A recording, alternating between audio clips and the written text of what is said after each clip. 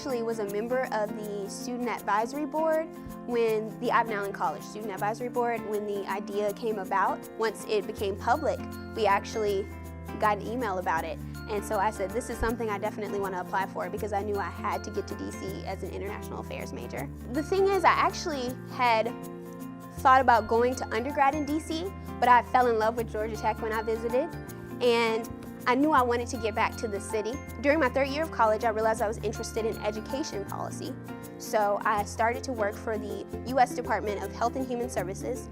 I got to immediately see the progress of what I had been doing, like seeing my progress as I was working.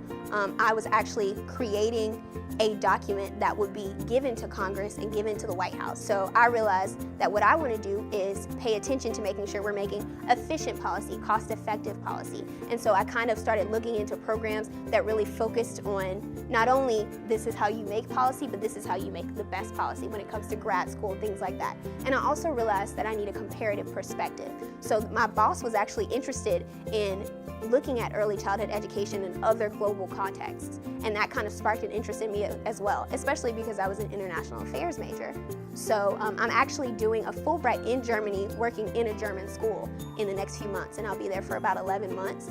And so to be able to see that type of system, especially when they're tracking their students in a completely different way than the United States is, I think to bring that comparative perspective back to my country would be so helpful, especially in policymaking.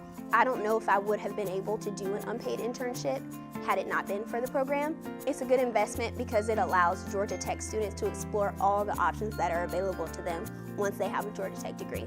And it will help us to expand our network in DC, which is just the most happening place in America, honestly.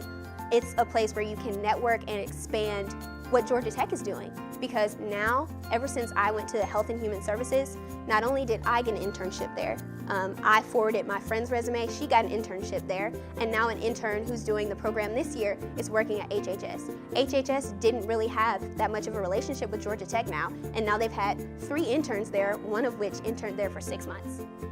So I think honestly it'll just help us grow our network, and we know how capable Georgia Tech alumni are, and so anything that we can do to contribute to that would be wonderful.